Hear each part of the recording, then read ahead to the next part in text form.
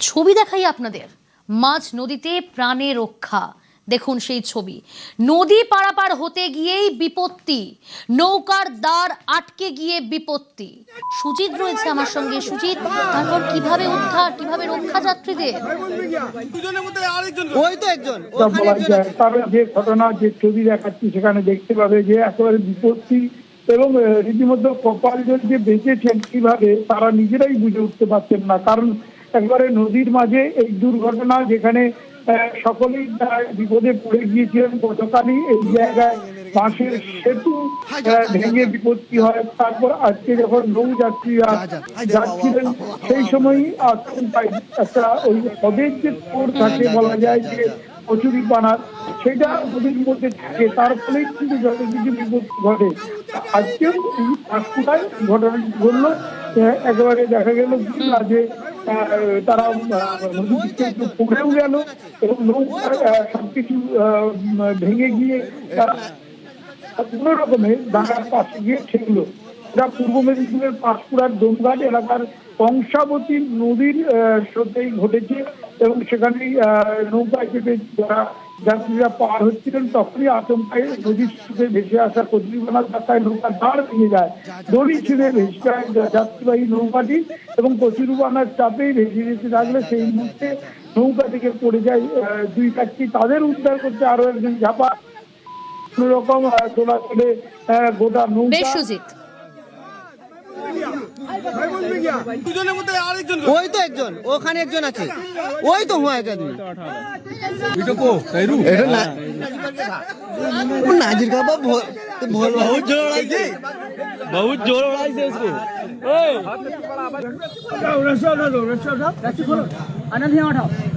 Group में बैठेंगे मेरे का झिगुरिया ग्रुप में।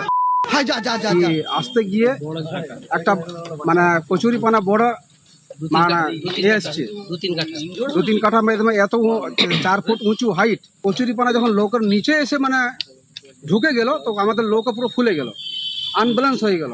তখন আমরা কি করেছি, দড়িটাকে ধরে ব্যালেন্স রাখার জন্য চেষ্টা করেছি, কিন্তু তা সত্ত্বেও হলো না। দড়ি ঝটকাতে আমরা 10 ফুট দূরে পড়ে যাই। বাইচান্স যদি নৌকাটা যদি মানে ডুবে যেত পাখে, তাহলে মনে হয় 4-5 জন আমাদের লাশ হয়ে যেত। সীমান্ত সুরক্ষায় জিরো টলারেন্স। রায়দিঘিতে জালে 10 বাংলাদেশি। ছবি দেখাচ্ছি আপনাদের। 10 জনকে গ্রেফতার করা হয়েছে, 10 জনই বাংলাদেশি। সীমান্ত সুরক্ষায় জিরো টলারেন্স। রায়দিঘিতে জালে 10 বাংলাদেশি। আনিসউদ্দিন রয়েছে আমার সঙ্গে। আনিসউদ্দিন, কিভাবে জালে, কোথা থেকে গ্রেফতার এই 10 বাংলাদেশি? তারা কি ভারতে এসেছিলেন এর আগে? কি জানা যাচ্ছে এখনো পর্যন্ত পুলিশ সূত্রে?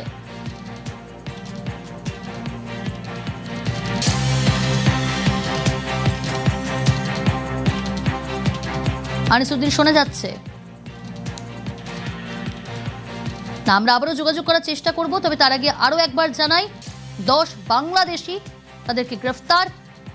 রায়দিঘিতে জালে 10 বাংলাদেশি। 6 বছর আগেই দালাল মারফত ভারতে প্রবেশ। আনিসউদ্দিন রয়েছে আমার সঙ্গে। আনিসউদ্দিন, কিভাবে জালে 10 বাংলাদেশি?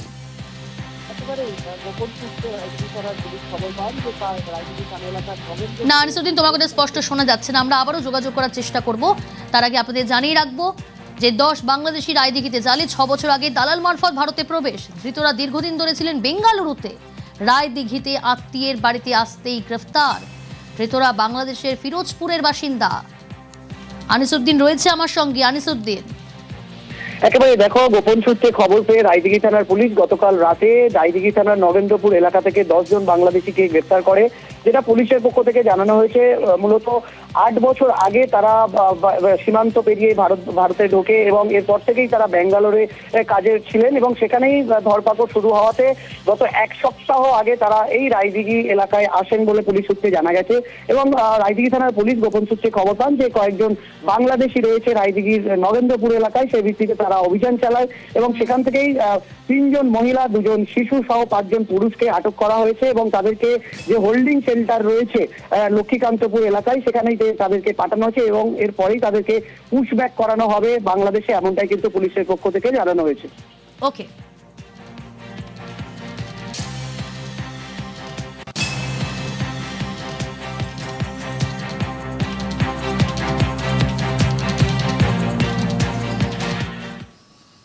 রায়দিঘির পর এবার মুর্শিদাবাদ, সেখানেও 7 বাংলাদেশি গ্রেফতার।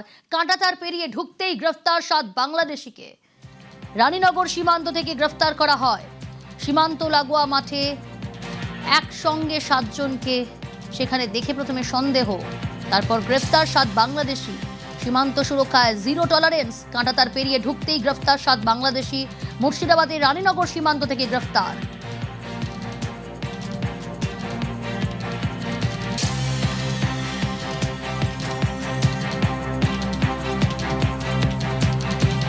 সাত বাংলাদেশিকে গ্রেফতার। মুর্শিদাবাদের রানীনগর সীমান্ত থেকে গ্রেফতার। কিভাবে জালে জানবো, রাকিবুল রয়েছে আমার সঙ্গে। রাকিবুল, দেখো প্রিয়ঙ্কা, যে মুর্শিদাবাদের রানীনগর যে ভারত বাংলাদেশ সীমান্ত রয়েছে, সেই সীমান্তের কাঁটাতার পার হয়ে বাংলাদেশ থেকে 7 যুবক কিন্তু প্রবেশ করে। আর সেই খবর কিন্তু গোপন সূত্রে পাই রানীনগর থানার পুলিশ, এবং পুলিশ ওই কাহারপাড়া এলাকায় অভিযান চালায়। রানীনগর থানার পুলিশ এবং পুলিশ ওই কাহারপাড়া এলাকায় অভিযান চালায়, এবং অভিযান চালানোর সময় কাহারপাড়া একটি মাঠে 7 জন যুবক তারা কিন্তু জড়ো হয়, এবং তাদেরকে দেখার পরই সন্দেহ হলে তাদের কাছে গিয়ে তাদেরকে আটক করে তাদেরকে জিজ্ঞাসাবাদ করে কোনো সদুত্তর না পাওয়ায় এবং নথিপত্র দেখাতে বললেও তারা দেখাতে পারে না। তারপরে তাদেরকে থানায় নিয়ে যায়। থানায় নিয়ে গিয়ে জিজ্ঞাসাবাদ করে জানতে পারে তারা বাংলাদেশের রাজশাহী জেলার গোদাগাড়ি থানা এলাকায়। বাংলাদেশ থেকে ভারতে দেখো, তারা বাংলাদেশ থেকে ভারতে প্রবেশ করেছে তাদের কারণ জানা যায় পুলিশ সূত্রে, যেটা হচ্ছে চেন্নাইয়ে রাজমিস্ত্রির কাজের উদ্দেশ্যে তারা রওনা দিয়েছিল বলেই জানা যাচ্ছে। এবং তারা যে ভারতে প্রবেশ করার পরেই কিছুক্ষণ পরেই তারা কিন্তু বাস ধরতো, সেই বাস ধরে কিন্তু চেন্নাইয়ের উদ্দেশ্যে রওনা দিত। কিন্তু তার আগেই পুলিশ তাদেরকে গিয়ে আটক করে, তারপরেই জিজ্ঞাসাবাদ করে উঠে আসছে বাংলাদেশি যখন প্রমাণ হয়, তারপরে তাদেরকে গ্রেপ্তার করে তাদেরকে লালগোলা হোল্ডিং সেন্টারে পাঠানো হয়। এবং যে এই যে পিছনে যারা কে বা কারা আছে, মিডলম্যান বা দালাল চক্রের হদিশ পাওয়া গেছে পুলিশ সূত্রে, কি খবর রাকিবুল?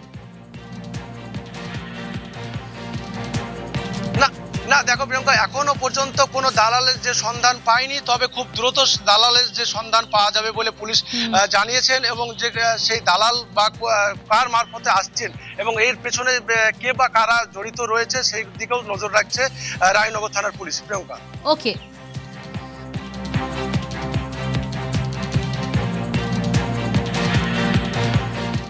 পাশাপাশি সুতিতে গ্রেফতার 2 বাংলাদেশি। মুর্শিদাবাদের সুতি, সেখান থেকেও গ্রেফতার 2 বাংলাদেশি। কিভাবে পুলিশের জালে জানার চেষ্টা করব, তবে তার আগে আরো একবার জানাবো, মুর্শিদাবাদের সুতিতে সেখানেও 2 বাংলাদেশি গ্রেফতার। কেদার রয়েছে আমার সঙ্গে। কেদার, এই 2 বাংলাদেশি কিভাবে জালে? দেখো, সুলতানার সবজিপাড়া মোড়ে, রতনপুর মোড়ে এলাকা থেকে 2 বাংলাদেশকে গ্রেফতার করেছে সুলতানা পুলিশ গোপন সূত্রে খবর পেয়ে। তাদের আব্দুল সামাদ এবং আশিকুল নামে 2 বাংলাদেশি চাঁপাইনবাবগঞ্জ থেকে মুর্শিদাবাদ সুতিতে ঢুকে তারা উদ্দেশ্য ছিল গরু নিয়ে পার করে বাংলাদেশে ফিরে যাওয়ার জন্য। এবং গোপন সূত্রে সুলতানা পুলিশ খবর পেয়ে ওদেরকে গ্রেপ্তার করে আজকে জঙ্গিপুর আদালতে পাঠানো হয়েছে। বেশ।